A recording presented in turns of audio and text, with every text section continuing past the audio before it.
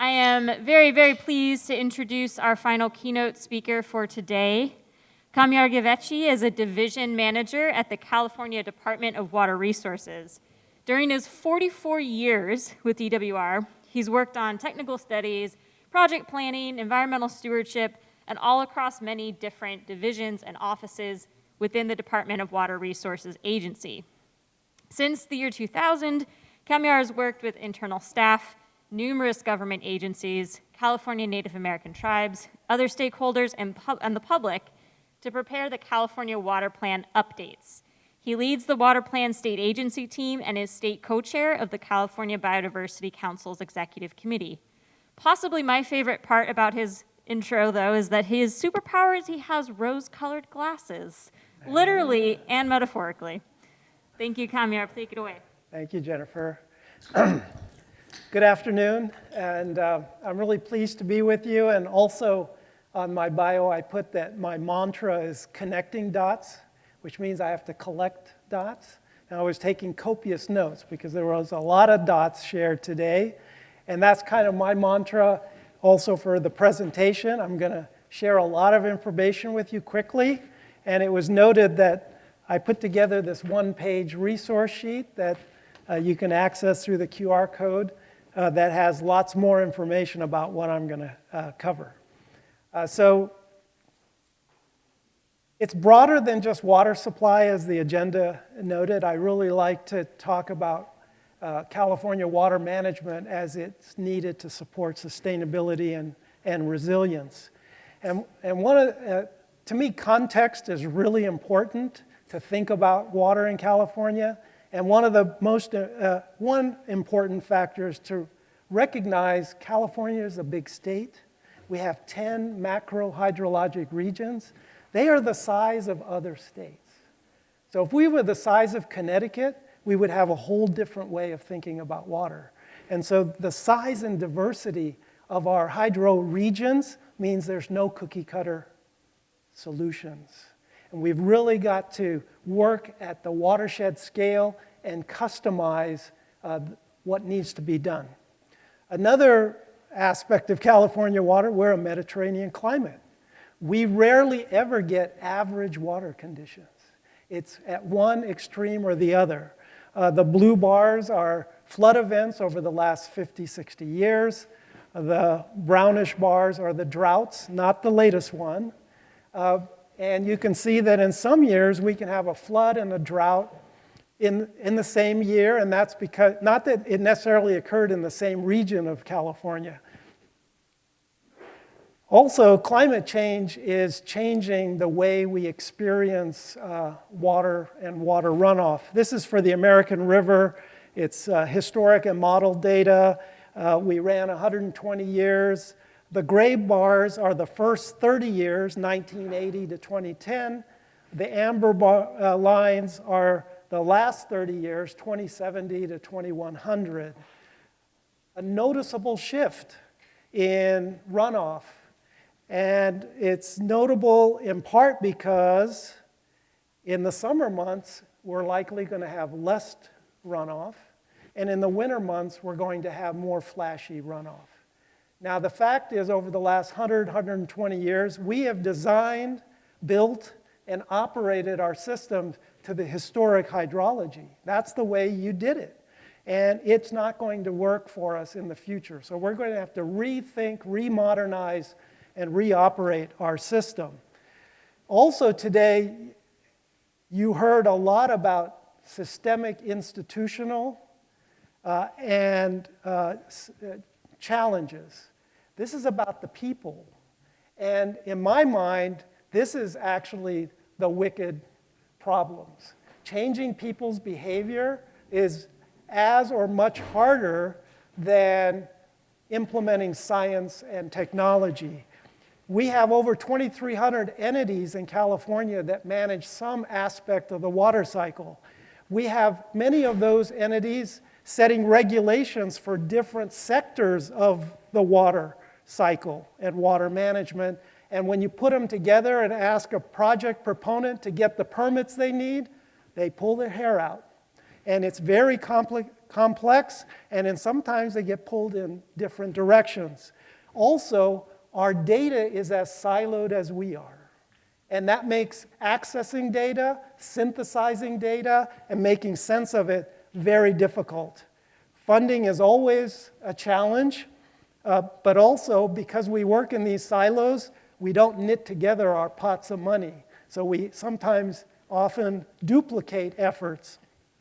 And we've got to do a better job of showing what the return on investment is, particularly from public funding. The public and the legislators and the governor wants to know that the money that we've received and invested is actually making a difference. We don't measure the kinds of indicators that are needed to do that. I can tell you how much money we spent, how many projects, and which projects we completed, but whether they made a difference, that's a harder thing to demonstrate. And then certainly inequity in water management. And you heard a number of speakers today talk about that challenge. This is one of my favorite slides because this flower demonstrates the major water sectors that manage water in California. And underneath those petals, mindful that there's also the land use sectors. Historically and even today, we tend to operate on the periphery of these petals where there's little or no overlap. And our sectors are really good at optimizing for their sector, sometimes at the detriment of other sectors. So to be resilient and sustainable, we have to get our water sectors to work toward the center of this flower, where there's more overlap, and we've got to learn to do multi-sector optimization. And that's what we mean by integrated watershed management. That means bringing the sectors together. That means bringing disciplines together to design multi-benefit projects and bring their pots of money with them so that we can implement those projects.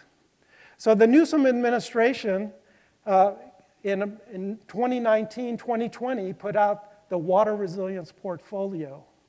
The reason this is important, if you haven't read it, it's about 20 pages, the main body of the report. It is the blueprint, the roadmap for what state agencies are being directed by the governor to do with respect to water. It's setting the priorities, and climate change is at the center of those priorities. One of the things that's unique and good about this portfolio is the governor put out an executive order and he said, okay, Natural Resources Agency, Cal EPA, Department of Food and Ag, you get together and jointly put together this portfolio. And that's why, when you look at the portfolio, it is an integration of the different programs and projects and expertise of these three agencies and all their respective departments to do these objectives. And so it is really, really important if you're thinking about how can I communicate with the administration about the work you're doing? How can I potentially get funding and collaboration? This will help you speak the language that they are accustomed to hearing. When the executive order came out, these were the principles upon which we were directed to put the portfolio together. These are substantive, multi-benefit approaches, using natural infrastructure like forests, floodplains, and I would offer aquifers in meeting the objectives that we need to. Innovation and technology, that's where you live. Very important to the administration. Regional approaches at the watershed scale. You'll hear a lot more about that here in a minute. And then state agencies integrating our investments, policies, programs across state government. And this is something state agencies have got to do a lot better job at. You know, we'll point to locals and say, do a better job of integrating, but we're not always the best model of how to do that. And then strengthening partnerships. We cannot get anything done in California without state, federal, local partnerships. In August, the governor put out what's called the Water Supply Strategy. Again, only about 15 pages long. I encourage you to read it. It is considered a subset of the water resilience portfolio.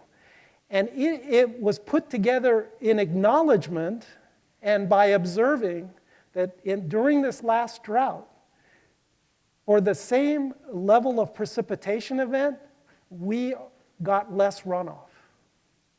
And the way we are explaining that is that because we're living in a hotter, drier environment, it's sucking the moisture out of the topsoil. So when we do get precip, some of it has to go in, or does go in, to recharge that before running off as surface water.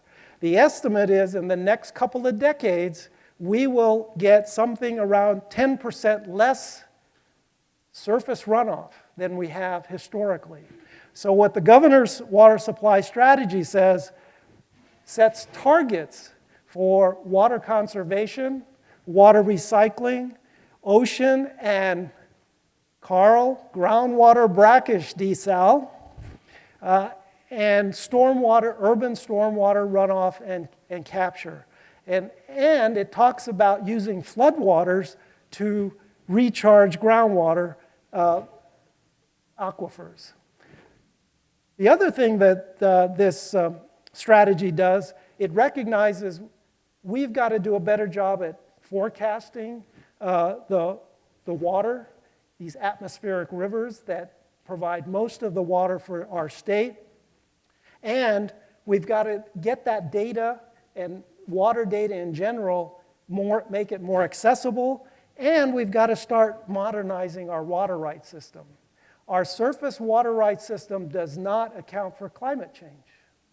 It was developed 120 plus years ago, and that is a shortcoming that we've got to overcome. The other thing the strategy does, it says, there's the soft stuff. We've got to get the agencies to align their programs. We've got to provide joint funding incentives to meet these targets. And the targets, the state can't meet them. They've got to be met at the local level. So we've got to regionalize those statewide targets that are in the water supply strategy. And then, last but not least, expediting the permitting process, recognizing that we've got to do a better job of getting projects implemented. The other thing that the governor did in April was put out an executive order for the drought. And I'm not going to cover the whole thing. It's very comprehensive. It covers water conservation. It covers well drilling. It covers how urban water agencies have to meet their water shortage contingency plans. And it has several aspects of groundwater recharge. And for the first time, calls out flood-managed aquifer recharge as a strategy that we have to invest in. And it sets up a self-certification process, and those projects that DWR deems eligible can waive CEQA for the purpose of getting a temporary permit, water right permit, so that this winter, between December and March, they could be prepared to use floodwaters to recharge groundwater, particularly on ag and working lands. And my colleague Ajay Goyal, he is heading up our work on that, working with the Water Board closely and with our Sustainable Groundwater Management Office. So I'm going to talk a little bit about the California Water Plan. DWR is directed by the Water Code, by law, to update the water plan every 5 years. We did our first in 1957. That's when I was born. I'm 1 month older. Maybe I was destined to work on the water plan. We've updated it 12 times, and we're working on the 2023 update of the water plan right now. So over the years, those numbers got kind of tweaked. From statehood to about 1970s, we think of it as the extraction period of water in our state. It was for economic growth, urban development, and there was very little consideration of what or how it was affecting the environment. In the 1970s, people began recognizing the unintended consequences. We got the Endangered Species Act, the Clean Water Act, and other regulatory frameworks to begin overcoming those consequences. We're now in what I think of as a sustainable resource management phase, and most recently in the climate crisis and social inequity phase. So we really have to work on climate urgency and racial equity. The Water Code lays out a bunch of stuff that needs to be in the water plan. Over the last 20 years, I'm really proud that we have worked to transform the way the water plan is put together and its content. We have a very collaborative process, including as many as 30 other state agencies working with DWR, California Native American tribes, and a number of representatives from a number of communities of interest and communities of place. We have begun transforming the water plan from being thought of as DWR's water supply plan to the state's integrated watershed management plan.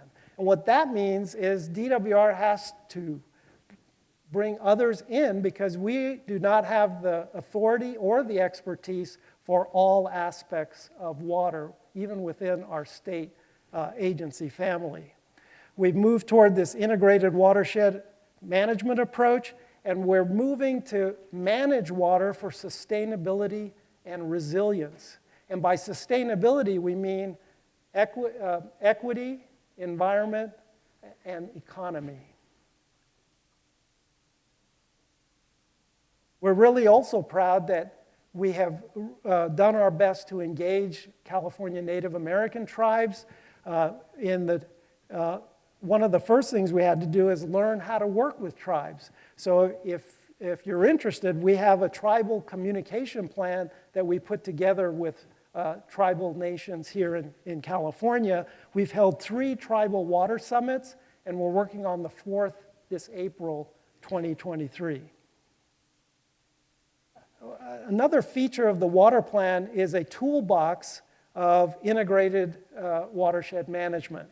And on this slide, they're organized by what they're intended to accomplish. There's over 30 of them. And again, these were put together by subject matter experts from multiple agencies and including local subject matter experts. And we have an article on each one of them, a paper online. And what those articles do, it defines them. It says, what's the level of implementation to date? How much more might we be able to implement of a particular strategy by 2030? What might that cost? And then very important, what has made it difficult to implement those strategies? And then recommendations to remove those challenges. One of the really biggies is recognizing that land use planning and water management have to be done more closely. But the fact is, cities and counties do land use planning, water agencies do the water planning. And historically, they haven't necessarily worked closely together. Integrated regional water management, the GSAs, regional flood management groups are beginning to improve that connection, but we've got to do a lot better job. So for this update of the water plan, we certainly have to meet what the Water Code tells us. We consider the water resilience portfolio and the water supply strategy as cornerstones of this update. We're working with all those interest groups that I mentioned, and the governor's climate action plan and budget is central. And if you haven't heard, there's $54 billion with a B approved for climate action by the state of California. So again, if you understand the water resilience portfolio and what this pot of money is meant to do, it could provide you some opportunities for partnerships with funding to do the things that you want to advance on the research end. Again, collaboration and engagement is a huge part of what we do for the water plan. This update is focusing on three themes: climate vulnerability and adaptation, watershed resilience, and equity in water management.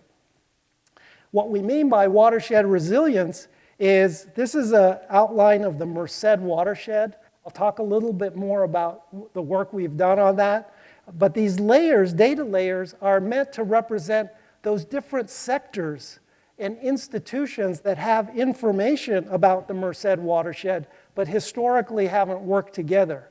So what our watershed resilience is advocating, we have to work from headwater all the way through groundwater. You can't manage groundwater without having all those other pieces. And the way to do that, you heard that from Tyler, is through networks. Because IRWM groups don't want to reform themselves, neither do GSAs, neither do regional flood groups, neither do the water quality collaboratives. But what networks allows is that each one can keep their identity, but agree on how they're going to work together toward common purpose. So watershed networks is really at the hub of making watershed resilience work.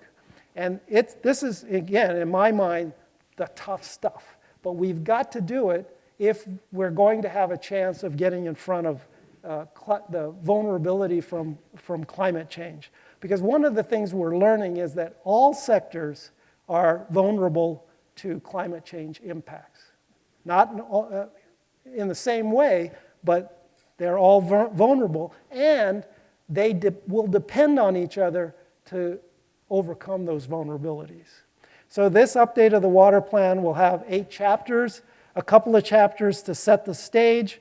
We want to make sure we memorialize the work that's already being done by state agencies, but then build this watershed resilience framework and toolkit, how equity has to be an integral part of how we do that. And then for the first time, we have a standalone chapter, not just about tribes, but written by tribes. So the Tribal Advisory Committee for the Water Plan is writing this chapter in their own voice. So if we work backwards, end of December 2023, the final water plan. Next April, the 4th Tribal Water Summit. We want to release a public review draft of the 2023 water plan by the end of next March. And then we'll start circulating an administrative draft in January. We have a website for the water plan, and every Wednesday morning we put out a 1-page water plan e-news. So I encourage you to subscribe if you're interested to learn more. Flood-managed aquifer recharge. This is one of my favorite topics.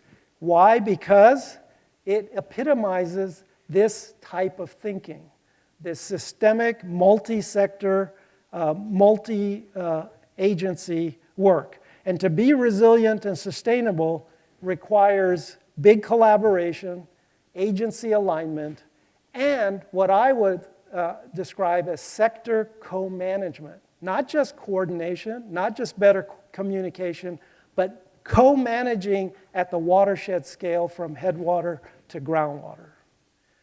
So what do we mean by floodmar? Using high flows to recharge depleted aquifers. And some of the characteristics is it's got to be a voluntary program where private landowners and the public sector work together. It's multi-sector and it's scalable. People like Don Cameron, president of the State Board of Food and Ag, he's been doing floodmar on their farm for the last 30 years. But that's at the farm scale. It's scalable because, as I'll show you, we can do it at a watershed scale. And it's multifaceted. There's not just one type of floodmar project. It's really an approach. And it's an untapped part of our water portfolio. So starting at the headwaters, floodmar means doing better job at upper watershed management, restoring those meadows, doing better forest management, making sure that we can retain these flashy runoff above our terminal reservoirs. Also, forecast informed reservoir operation, where we can now, not we, but the experts can now begin forecasting the atmospheric rivers up to a week in advance. And if you don't know, you can actually subscribe and get an email for every atmospheric river system that comes. So I got the one from last week. That was only a level 1. So they've rated it like hurricanes, 1 to 5. And they can tell you approximately where, not just on California, but where the West Coast. Now, if reservoir operators use that information, they can draw down the reservoir in advance of the flood peak. And then what do they do with that released water? Well, with better conveyance, they can move that water onto ag and working lands, the flood peak, and do it in a way to improve terrestrial and aquatic habitat. Ag lands flooded with water is great habitat for birds and other terrestrial species. And as I'll show you, as you build up the water table in these aquifers, they reconnect with their adjacent streams and provide better fish habitat. Good news is that the state of California has begun recognizing floodmar as an important strategy. Now, I will underscore, this is not the silver bullet. Remember, no strategy works everywhere in California or as effectively, but it is an important piece. And so how can the state help to increase and fast-track floodmar? One of the holdovers from SGMA, meaning old policy that needs to be updated, is the state of California has to recognize aquifers as natural green infrastructure. Nowhere in the resource code will you see that. You'll see it for forests, you'll see it for floodplains, you'll see it for riverine habitat. We as a state have to recognize it as natural green infrastructure. Why? Because that can open public funding for replenishing these degraded aquifers. And we have to protect the recharge areas. So as farmers are being, working to meet SGMA and may have to repurpose some of their land, let's make sure that some of that is dedicated groundwater recharge basins. And creating markets that are public-private can help us do that. So looking for multi-benefit recharge projects. How about environmental water accounts under the ground? How about the U.S. Fish and Wildlife Service, NOAA, Department of Fish and Wildlife, paying landowners to take floodwaters into their aquifer so that during the next dry period, they use that groundwater and leave the water in the channel for the fish? And how about repurposing land use so we keep landowners on the land? Let's not talk about land retirement or fallowing. Let's talk about land repurposing for crop rotation, for healthy soils, for dedicated recharge basins, creating restoration, and also solar farms. But how about solar farms that you do recharge underneath? So Department of Water Resources from 2016 has been working on flood-managed aquifer recharge. There's a white paper. There's a research and data development plan. Several of the folks today have actually worked on the Research Advisory Committee in developing that. We are also working on watershed studies in the Merced and the San Joaquin, and partnering with several pilot projects in the San Joaquin Basin. We're cross-pollinating information from all of these, and we have helped convene a floodmar network to keep that information going. The Research Advisory Committee had 13 different subcommittees. They came up with 130 research information gaps and recommended their top 3. So if you're looking for projects, the state has said these are really important to the state. And I think it's kind of a treasure trove of projects, and you can see how diverse those disciplines are. So something for most anyone. The Merced watershed study is now complete. What's unique about it, it's again headwater to groundwater.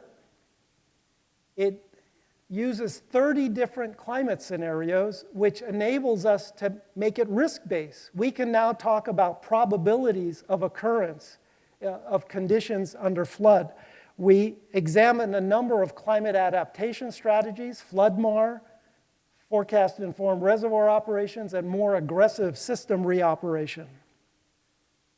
So just for one of those 30 climate scenarios, 3-degree increase in temperature, 10% increase in precipitation, the Merced River peak flood conditions were 600% what they were historically, sixfold. 20% increase in groundwater overdraft, 9% fewer months where conditions were conducive to groundwater-dependent ecosystems. Lake McClure, end of irrigation season, was 9% lower level, and 7% increase in agricultural water demand because of those high temperatures. But this wasn't just a doom and gloom study. We also, that's what it looks like, a 6 to 7-fold increase in flood peaks. The Merced River today can manage 6,000 CFS. No way can it manage 42,000, okay? Huge flood risk. And so when we ran those adaptation studies, we showed that for flood-mar, using flood-mar, forecast-informed reservoir operation, and more aggressive system re-op, we were able to increase groundwater recharge by 120,000 acre-feet per year. And over the 100-year simulation that we ran, that's 12 million acre-feet of water. That's just the flood, peak water. And that 42,000 peak flood came down to 8,500. So a lot easier to build our way back from 8,500 to 6,000. Also, half of the recharged water went to neighboring aquifers. A third stayed in the Merced Basin, and a sixth went to those adjacent channels. So this was noteworthy enough that we received funding to do the same kind of study for all the tributaries of the San Joaquin Valley. And if I had my way, we'd get that funding, not just for DWR, but working with our local partners to do this across the Central Valley and Central Coast and other places where groundwater is important. Thank you.